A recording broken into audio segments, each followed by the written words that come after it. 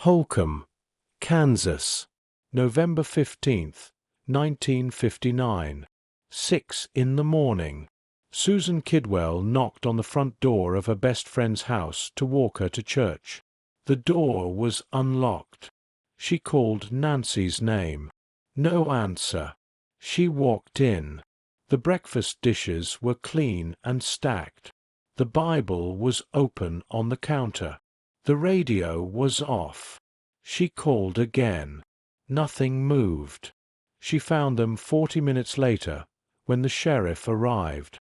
All four, bound, gagged, shot through the head at close range. The house was so quiet that the first officer on scene wrote in his report, "No signs of disturbance," as if the family had simply stopped. That report has sat in the Kansas Bureau of Investigation archive in Topeka for 65 years. Most people who know this case have never read it. They know Truman Capote's version. And Capote's version, brilliant as it is still a version, a selection, a frame around certain truths and away from others. This is what the frame left out. Before I go further, if you found this through the algorithm and you're still here, there's a good chance you've watched something from this channel before without realizing it. Check now whether you're subscribed to Glen. Most people aren't. It takes 1 second, and it means the next story finds you instead of you having to go looking for it. River Valley Farm sat on the flat western edge of Holcomb like something placed there by deliberate hand. 240 acres of wheat, a 2-story white farmhouse, an orchard, a river winding along the southern boundary. From the road, it looked like a postcard of American self-sufficiency.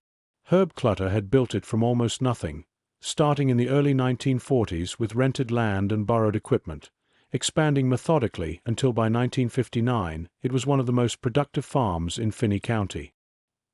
He kept his books in pencil, correcting errors rather than erasing them, so that the ledgers showed every miscalculation and every correction. The KBI archived those ledgers. I have looked at them. They are the most precise record of a man's character I have ever encountered in a case file. Herb was 48 years old. He did not drink, did not smoke, did not carry cash, and did not tolerate those who did any of the three on his property.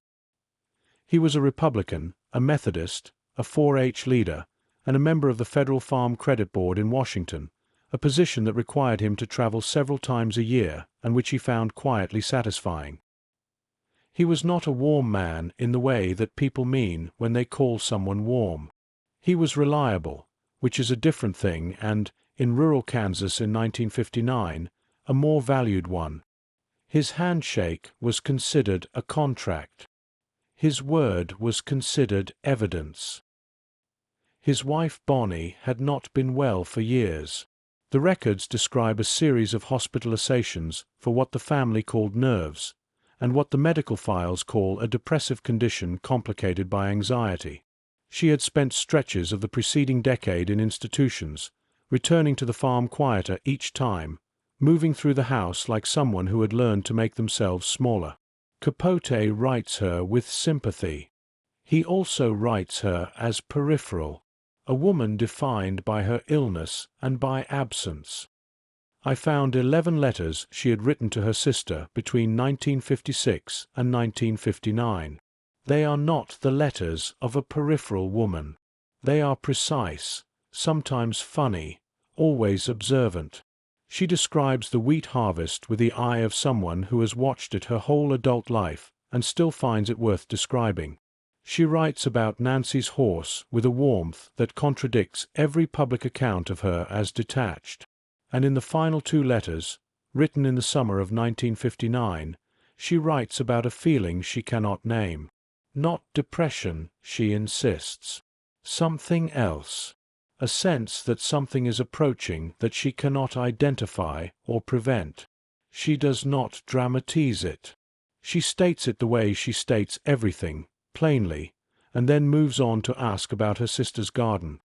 Those letters are not in Capote's book. I do not know whether he saw them.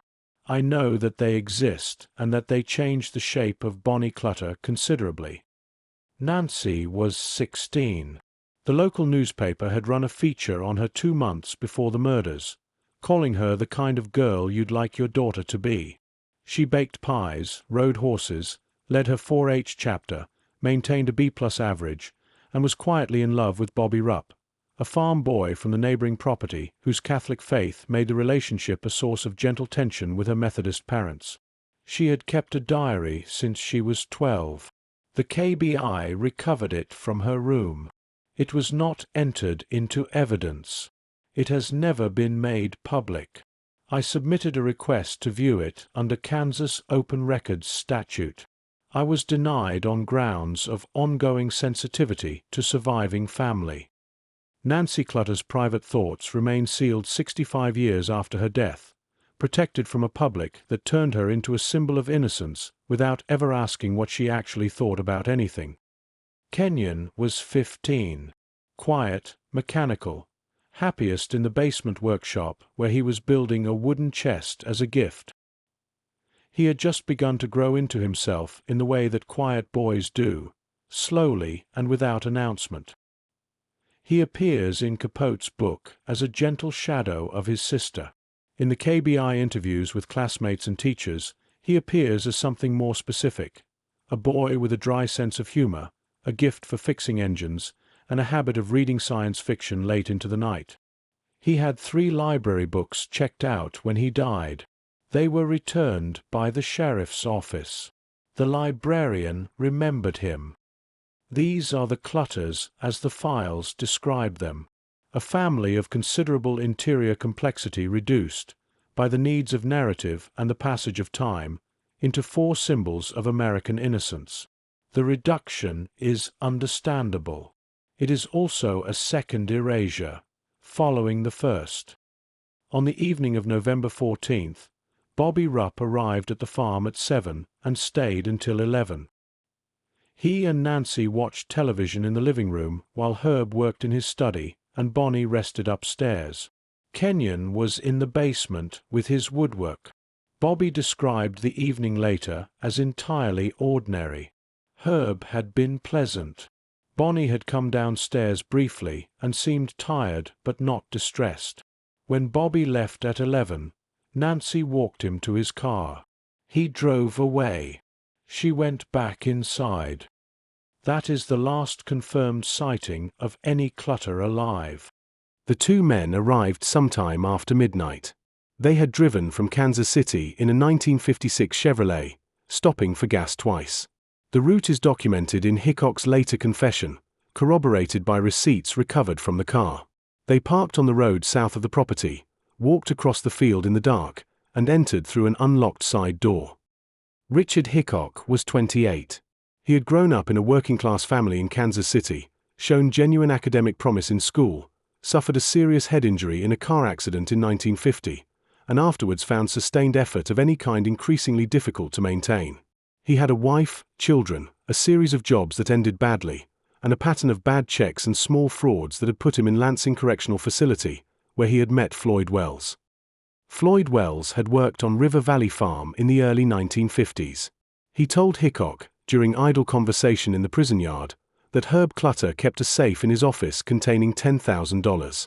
This was not true. It had possibly never been true. Herb Clutter did not believe in keeping cash. He paid by check. His safe, when the KBI opened it, contained documents and less than $30 in small bills.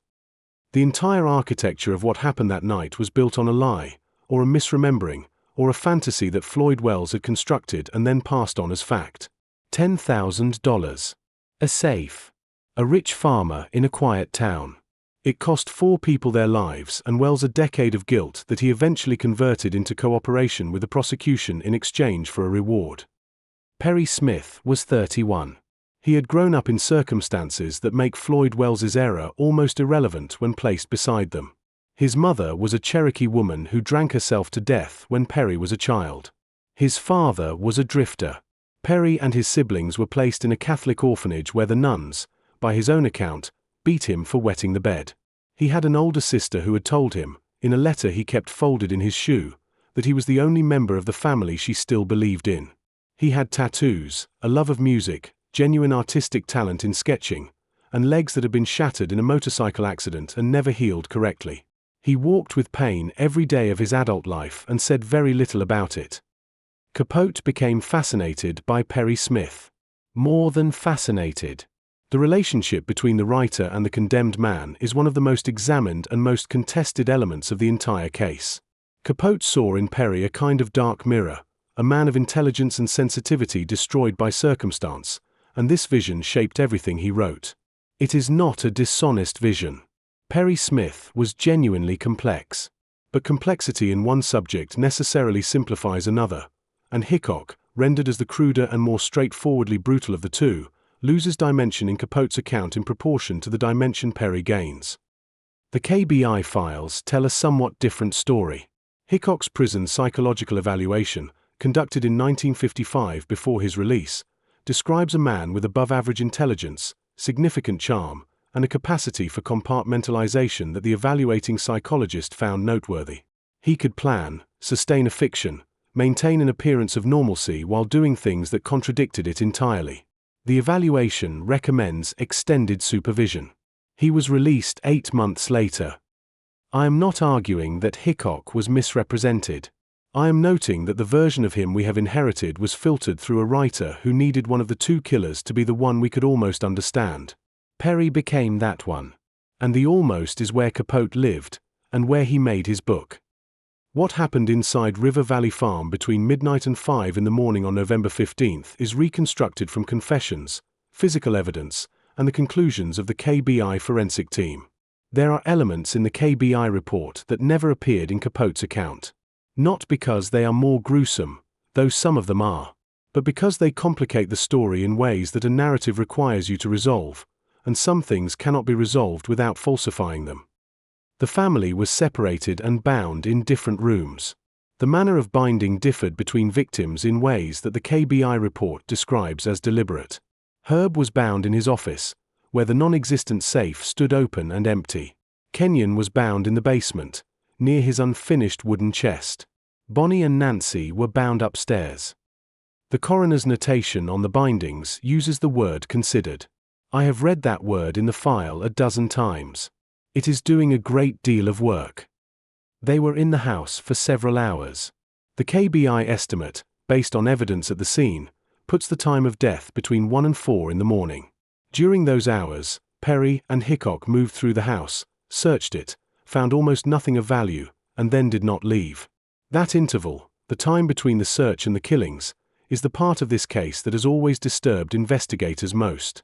Two men who had found nothing, who had every practical reason to abandon the plan and drive away, who instead stayed and waited and then carried out what they had come to do despite there being no rational purpose in it. Hickock's confession attributes the killings entirely to Perry. Perry's confession is less absolute. The KBI investigators who conducted both interrogations noted, in their internal communications, that the confessions had been shaped in part by each man's awareness of what the other had said. The truth of who did what in those hours has never been established beyond the confessions themselves, which contradict each other on several specific points that neither man was willing to resolve. What is established is this: Herb Clutter was shot last.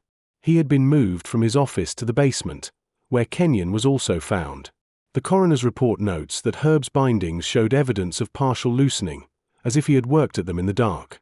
There was no corresponding note in Capote's account.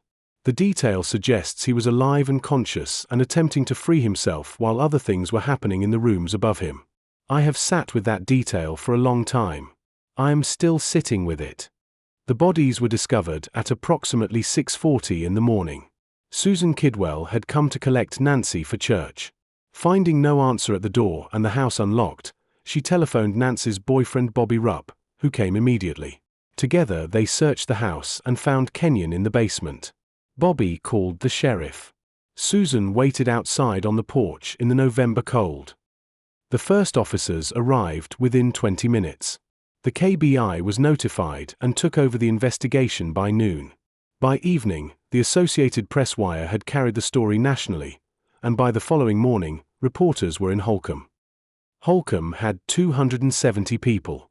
It had never had a reporter. The town's response to the murders was not what most accounts describe.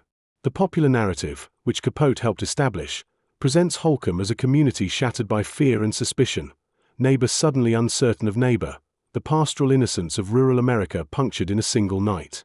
This is partly true. The fear was real and it lasted months. But the internal KBI communications from those weeks describe something more complicated than shattered innocence. Several residents, in their initial interviews, made comments about Herb Clutter that were not what the investigators expected. Not accusations. Nothing approaching that. But observations. That he was a hard man to work for. That he had dismissed farmhands without reference at times when references would have mattered. That the farm's prosperity had not always been shared in ways that the community felt were commensurate. These comments were noted and then, in the progression of the investigation, left behind. They did not point toward the killers. They were not evidence of anything except the distance between a public reputation and a private one. I noted them because Capote noted them too, and then chose not to use them. His Herb Clutter is uncomplicated in his goodness, because the book required the family to be innocent in every possible sense for the crime to carry its full moral weight. A Herb Clutter who was difficult to work for, who had made enemies in small ways over years, would have diluted something Capote needed to remain pure. I understand the choice. I am not certain I agree with it. Truman Capote arrived in Holcomb in December 1959, 6 weeks after the murders, accompanied by his childhood friend Harper Lee, who was at that point completing the manuscript of To Kill a Mockingbird. Lee's presence has been consistently underplayed in most accounts of the book's creation, including Capote's own. She conducted a substantial portion of the early interviews, particularly with women and with residents who were wary of the flamboyant New York writer and found her more approachable. Her notes, some of which survive, shaped the early sections of In Cold Blood more than Capote ever acknowledged publicly. This is not a minor footnote. Harper Lee was one of the finest observers of small-town American life in the 20th century. Her eye for the social architecture of a community, for what people say and what they mean and what they will never say at all, was extraordinary. That eye was present in Holcomb for the first months of the investigation, gathering material that Capote would later shape into his own voice. The question of how much is hers and how much is his is unanswerable now, but it is worth asking, because the book's reputation rests on Capote's singular genius and the truth of its construction is more collaborative than that. Capote stayed in contact with Perry Smith and Richard Hickock from the time of their arrest in Las Vegas in late December 1959 through their execution in April 1965. He visited them in Lansing. He corresponded with them regularly. He provided them with books, with small comforts, with the sense that someone of consequence found them worth understanding. Perry in particular came to regard Capote as something close to a friend, possibly the first person of education and apparent goodwill who had ever taken him seriously. The ethics of this relationship have been debated for decades. Whether Capote exploited Perry Smith's trust, whether the book's existence was contingent on the execution's proceeding, whether Capote's reported devastation at the hangings was genuine or performed, these are questions that have no clean answers. What the correspondence shows, and portions of it have been made available through the New York Public Library, is that Capote made implicit and sometimes explicit suggestions that his advocacy might affect the outcome of appeals. It did not. He had no such influence. Whether he knew that and said otherwise, or whether he believed it and was wrong, is not clear from the letters. What is clear is that Perry Smith died believing Capote was his friend. What is also clear is that Capote's book could not have existed in its final form without that belief. The intimacy of the portrait depends entirely on Perry's willingness to speak without guarding himself.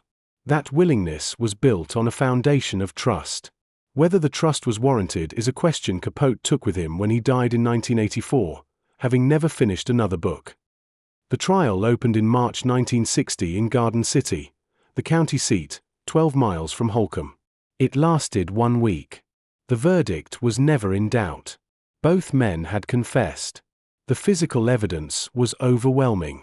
The only legal question was the sentence, and in Kansas in 1960, for a crime of this nature, the sentence was never genuinely in question either. The defense attorney, Harrison Smith, appointed by the court and compensated at a rate that precluded anything resembling adequate preparation, argued for life imprisonment on the grounds that both men showed signs of mental illness that should have mitigated the death penalty under Kansas law. The prosecution argued that the killings were premeditated, deliberate, and without remorse. The jury deliberated for 40 minutes and returned a verdict of death on all 4 counts for both men. What the trial record shows, and what Capote's account compresses, is that the mental health evaluation process was conducted in a manner that several subsequent legal scholars have described as procedurally inadequate. The psychiatrists who evaluated Perry and Hickock were given limited access, limited time, and produced reports of limited depth. The Mnaton Rule, which governed Kansas law at the time and required defendants to demonstrate that they did not know their actions were wrong, was an almost impossible standard to meet, and everyone in the courtroom knew it. The defense raised the issue not because it expected to succeed, but because it was required to raise it. I found the original psychiatric evaluation reports in the court archive. They are 14 pages combined for 2 men accused of 4 murders. 14 pages. The evaluating psychiatrist spent a total of 3 hours with Perry Smith and concluded that he showed no evidence of psychosis.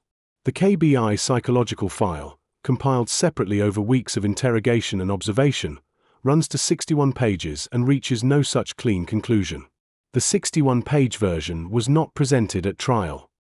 This is not an argument that Perry Smith should not have been convicted.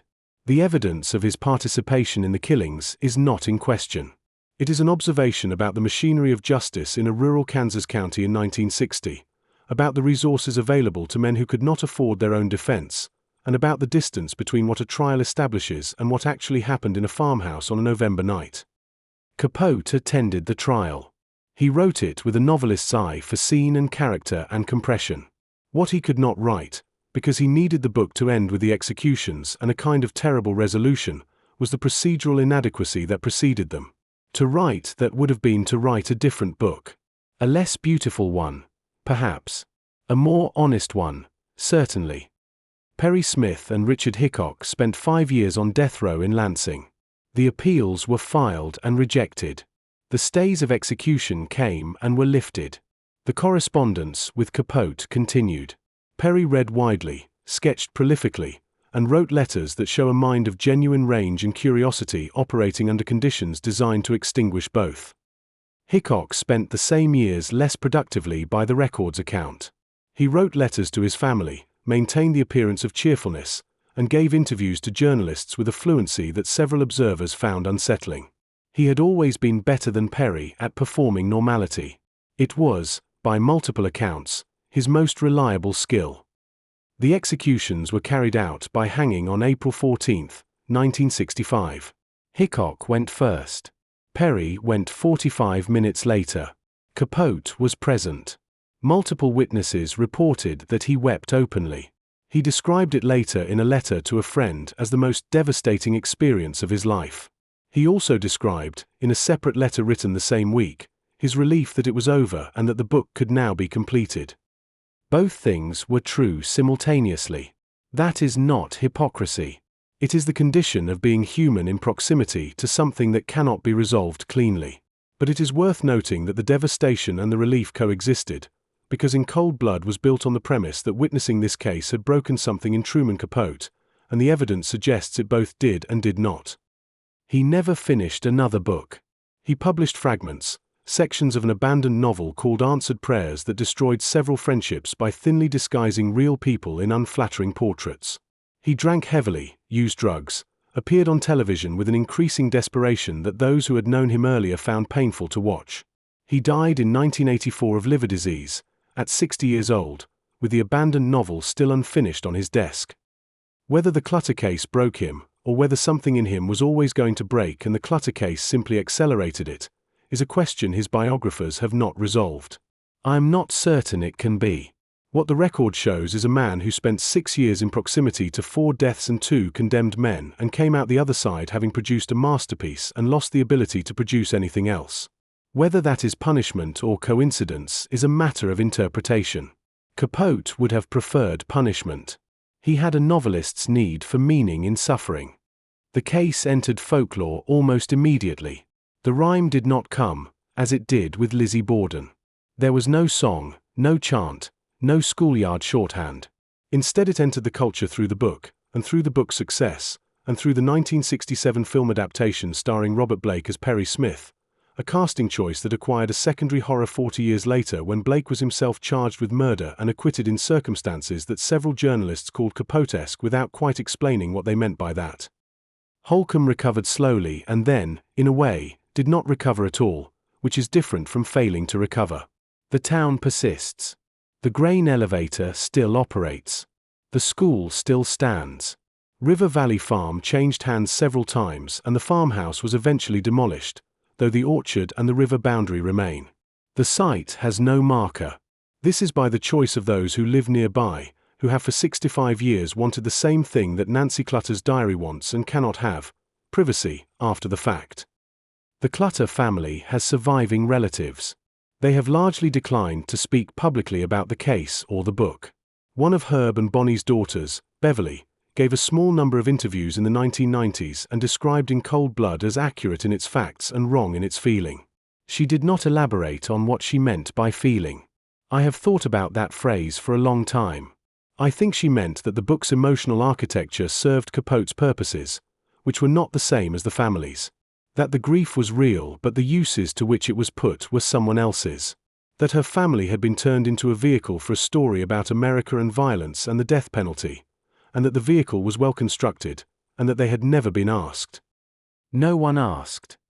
The KBI closed the case with the executions in 1965. The files were archived and have been accessible, with restrictions, since the 1990s.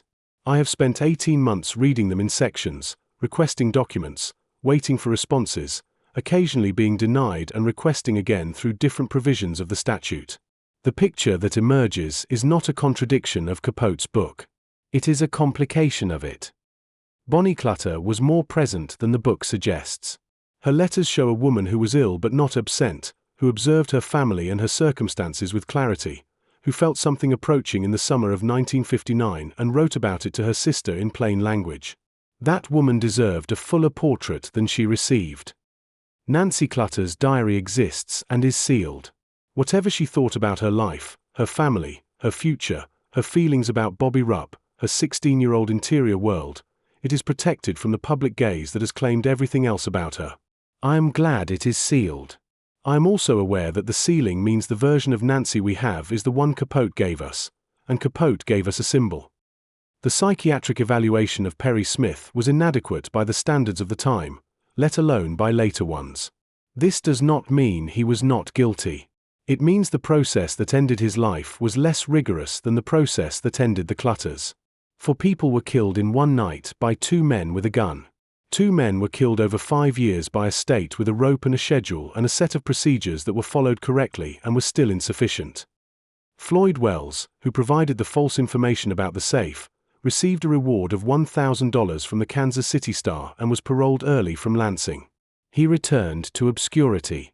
His name appears in Capote's book and then disappears, as names do when they have served their narrative function. Harper Lee never spoke publicly about her role in the research. In interviews about her own career, she deflected questions about In Cold Blood with a consistency that itself communicates something. She and Capote had been friends since childhood. They were not close in the years before his death. The reasons for the distance are not documented. They are, like so many things in this case, a matter of what was chosen not to be said. I returned the KBI files to the archive on a Tuesday in February. Gray sky, the kind of flat winter light that makes Kansas feel like a rehearsal for somewhere else. The archivist, a woman in her 60s who had been working with these files for 20 years, asked me what I had found. I said I had found what was left out. She nodded as if this was the expected answer. She told me that every few years someone comes to look at the Clutter files expecting to find something that overturns the case, some hidden evidence of innocence or conspiracy, and that no one has ever found it because it isn't there. The case is what it appears to be. 2 men, 1 false tip, 4 deaths, a rope. What I found, I told her, was not evidence of a different crime. It was evidence of a different family. She considered this for a moment and then said that this was probably true of most murders. That the people who died were never quite the people that the case required them to be. I thought about Bonnie's letters, about Nancy's sealed diary, about Kenyon's library books returned to a librarian who remembered him. About Herb working at his bindings in the dark basement while the house was quiet above him. The book on my shelf still has the pencil note on the title page. Not the whole truth. I understand it differently now than I did 12 years ago. It is not a criticism. It is a description of what any account of any life must necessarily be, including this one. The Clutters were not symbols of American innocence. They were a family in a farmhouse in Kansas, complicated and private and trying, in their various ways, to manage what their lives had given them. They were killed for $40 by two men acting on false information, and then they were turned into something larger than themselves by a writer who needed them to be, and then they were turned into something larger still by the decades that followed. What remains, under all of it, is Susan Kidwell on the porch in the November cold, waiting for the sheriff, having already seen more than any 16-year-old should see. She is 80 years old now. She has never written a book about that morning. She has the right not to. If you like this story, check out the ones on your screen. The dark algorithm thinks you'll enjoy these too. The file on Bobby Rupp stayed open longer than the others. He was 17 when he drove away from the farm that night at 11. He passed a polygraph. He cooperated fully with the KBI. He had nothing to do with what happened after he left. But he was the last person to see them alive, and that is a thing that follows a person whether they want it to or not. He was interviewed multiple times in the weeks after the murders. The later interviews, which Capote did not use, show a young man attempting to process something that had no available framework. He kept returning to the same detail, that Herb had been pleasant that evening. Not unusually warm, not conspicuously cold, just himself. Pleasant. Bobby seemed to find this important, as if the ordinary evening were a fact that could somehow stand against the extraordinary morning. As if pleasantness were evidence of safety. The KBI investigator who conducted the final interview noted in his report that Bobby Rupp showed signs of sustained grief that he was not expressing openly, and that this was consistent with the community's general suppression of visible emotion in the weeks following the murders. Holcomb was a stoic place. It had to be. Stoicism is what you build when the landscape offers no shelter and the weather arrives without warning and the economy turns on things you cannot control. You do not perform your grief. You contain it and keep working. Bobby Rupp kept working. He married, had children, remained in the area for much of his adult life. He gave a handful of interviews over the decades, always careful, always precise, always returning to the same point, that the evening of November 14th had been entirely ordinary. That nothing had indicated. That he had driven home through the dark and gone to sleep. I believe him. The ordinariness of that evening is not a mystery. It is the whole point. The Clutters did not die because of anything wrong in their lives. They died because Floyd Wells had a faulty memory and Hickock had a plan and Kansas in November is very dark and very quiet and the side door was unlocked. That is the thing about this case that resists the shape of narrative. There is no warning in it. There is no lesson that would have saved them. The family was ordinary in the best sense of the word. Consistent, private, trying. And one night two strangers drove down from Kansas City and that was the end of it. Capote needed it to mean something larger. He needed the death penalty to be implicated, and American violence, and the price of the dream. These are not false meanings. The case does illuminate all of those things. But it illuminated them at the cost of the Clutters themselves, who became the occasion for the illumination rather than its subject. That is what Beverly Clutter meant, I think, when she said the book was accurate in its facts and wrong in its feeling. The feeling in the book is Capote's. Enormous, carefully constructed, genuinely felt. But it is his feeling about what the case meant to America, not about what it meant to lose a father who corrected his ledgers rather than erasing them, or a mother who wrote letters about the wheat harvest with an eye that noticed everything, or a sister who kept a diary that no one has ever been allowed to read, or a brother who was building something useful in the basement and did not get to finish it. I have written about a great many cases over the years. I have sat with a great many files. I have learned to maintain a distance that makes the work possible. But the Clutter case has a particular quality that I have not encountered elsewhere. It is the quality of interrupted ordinariness. The sense that these four people were simply in the middle of their lives in the most literal sense, mid-sentence, mid-project, mid-feeling, and then were not. The wooden chest Kenyon was building was found in the basement, incomplete. The KBI photographed it as part of the scene documentation. It appears in the evidence log as item 41, unfinished wooden chest, basement workshop, dimensions approximately 3 feet by 18 inches. No further notation. It was not relevant to the investigation. I find that I cannot stop thinking about it. There is a version of this story in which the chest gets finished, in which Bobby Rupp converts to Methodism and marries Nancy, and they have children who play in the orchard by the river, in which Kenyon grows into his quietness and becomes the kind of man who fixes things that other people have given up on, in which Bonnie's letters to her sister continue through the 1960s and the tone gradually lightens as something she couldn't name recedes, in which Herb keeps his ledgers in pencil, correcting errors rather than erasing them, until his hands are too stiff to hold the pen. That version did not happen because 2 men drove down from Kansas City on a November night looking for a safe that wasn't there. Everything else is what we made of it afterwards. The archive closes at 5. On my last day with the Clutter files, I stayed until the lights in the reading room began to dim by automatic timer, the archivist's quiet signal that it was time.